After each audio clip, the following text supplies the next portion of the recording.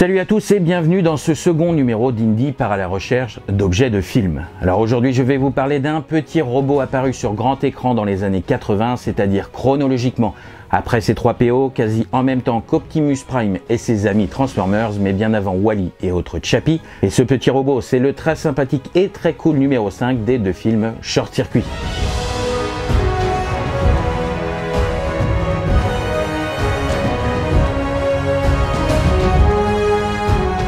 Ne pas démonter numéro 5. Numéro 5 est vivant, qui n'a pas grandi dans les années 80, ne doit absolument pas savoir de quoi je parle quand je dis ces 2 phrases. Numéro 5 est vivant.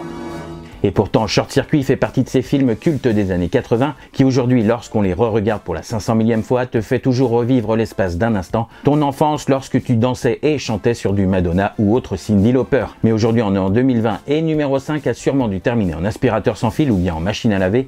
Et c'est donc le cœur gros qu'aujourd'hui, je vais tenter de le faire revivre le temps de cette petite vidéo. Avant de parler du film, on va déjà prendre quelques secondes pour regarder cette magnifique affiche qui a été créée par le regretté John Alvin, à qui l'on doit entre autres celle des films Golden Child, l'enfant sacré du Tibet, de l'Aube rouge, de la folle histoire de l'espace, de Princess Bride ou encore de Lost Boys. Alors un conseil, n'hésitez pas à aller faire un tour sur son site officiel, car j'ai aussi oublié de vous dire que les Gremlins et les Goonies, eh bien c'était lui aussi. Numéro 5 est avant tout un robot militaire qui, après avoir été frappé par la foudre, se voit doté d'une conscience humaine. L'histoire ne s'arrête pas là, car le petit robot est obligé de fuir l'armée qui veut le récupérer afin de le réduire à l'état de pièces détachées, histoire de bien comprendre comment cela a pu se passer. Mais notre ami est loin d'être bête et est plutôt débrouillard pour un robot, car il trouve rapidement refuge chez Stéphanie, une écologiste qui décidera de le sauver coûte que coûte. Et si la ville où situe l'histoire vous dit vaguement quelque chose, ou vous rappelle même un léger et lointain souvenir d'enfance, eh bien non, vous n'avez pas rêvé, car oui, c'est bien ici qu'était située l'intrigue des films des Goonies et celui du flic à la maternelle, la petite ville d'Astoria dans la région de l'Oregon. Sorti en mai 86 aux États-Unis, quelques mois plus tard en France, le premier Short Circuit réalisé par John Badham. Boom! John Badaboom!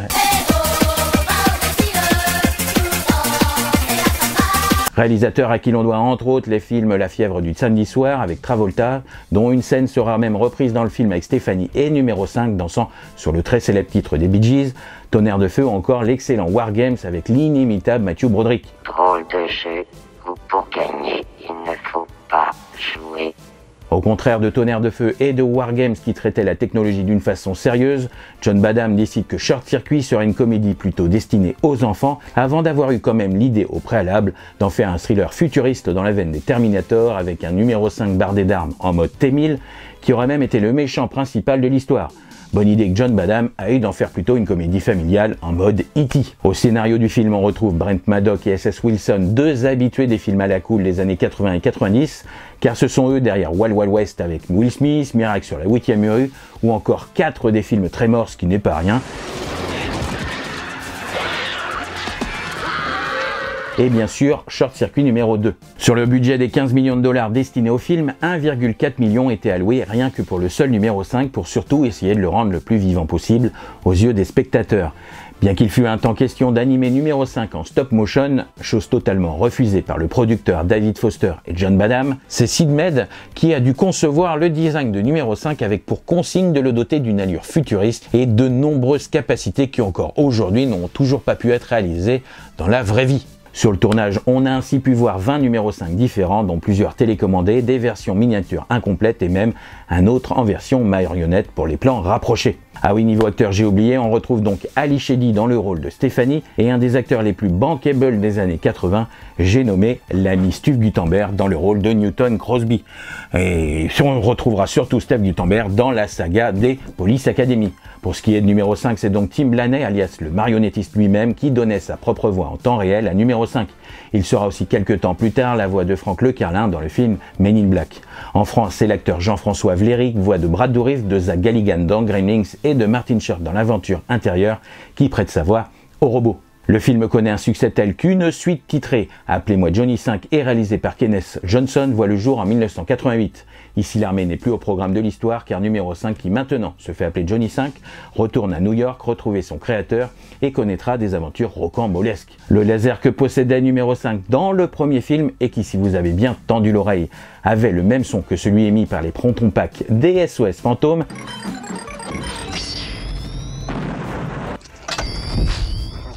a laissé sa place à une boîte à outils façon inspecteur gadget avec à l'intérieur perceuse, appareil photo Polaroid ou bien encore deltaplane bien sûr. Johnny 5 possède même maintenant un autocollant estampillé Greenpeace. On peut être un robot, mais aussi être écolo, rien n'est impossible. Les acteurs Steph Guttenberg et Ali Shady ne retrouvent pas leur ami dans ce second volet censé se situer à New York mais tourné au Canada. Néanmoins, le créateur de numéro 5, Ben Jarvis, joué par Fisher Stevens, fait ici le lien entre les deux films. Le film est bien sûr un moins grand succès cinématographique que le premier volet des aventures de numéro 5, mais se laisse toujours autant regarder avec sympathie et une certaine envie, faut bien le dire. Et oui, regardez Short Circuit les amis, est un geste cool que je revendique bien sûr tous les jours. L'influence de numéro 5 est telle qu'on peut retrouver un de ses bras dans la série Star Trek Voyager, qu'un androïde est même nommé numéro 5 dans la série Stargate, et que le petit robot de Disney Wall-E lui ressemble fortement. Et à l'heure où je vous parle, un remake est de nouveau évoqué avec insistance par la société de production Spyglass, après celui non abouti de 2008 par Dimension de Film. Les scénaristes ainsi que les producteurs ont déjà tous été choisis. Alors bonne ou mauvaise nouvelle, j'ai déjà mon idée derrière la tête, je ne vais pas vous mentir, mais n'enterrons pas trop vite numéro 5 avant la peau de l'ours. Bon, je vous ai toujours pas montré mon petit objet lié au film, mais je peux vous dire qu'après avoir tourné très longuement sur le net et exploré jusqu'au moindre recoin où étaient cachés des objets liés au film, j'ai pu mettre la main sur un petit quelque chose lié à l'univers des films Short Circuit. Et oui, j'ai réussi à dégoter ce petit croquis du storyboard du second film Short Circuit utilisé par la production du film. On retrouve ainsi sur l'image le bras gauche plutôt mal en point de numéro 5, en même temps c'est spécifié en dessous qu'il est cassé, et on peut même apercevoir sa chenille de pied gauche qui lui sert à se déplacer. Alors je suis vraiment très content d'avoir réussi à dégoter un petit quelque chose de ce petit robot, très fort sympathique car ce n'était vraiment pas gagné d'avance. Sur ce les amis, moi je vous dis à très vite, pensez à me laisser un petit pouce et un petit commentaire si la vidéo vous a plu, et n'oubliez pas de vous abonner à la chaîne. Alors on se dit à très vite, prenez soin de vous, et surtout n'oubliez jamais que numéro 5 is alive. Allez sur ce les amis, je vous dis à très vite, salut tout le monde.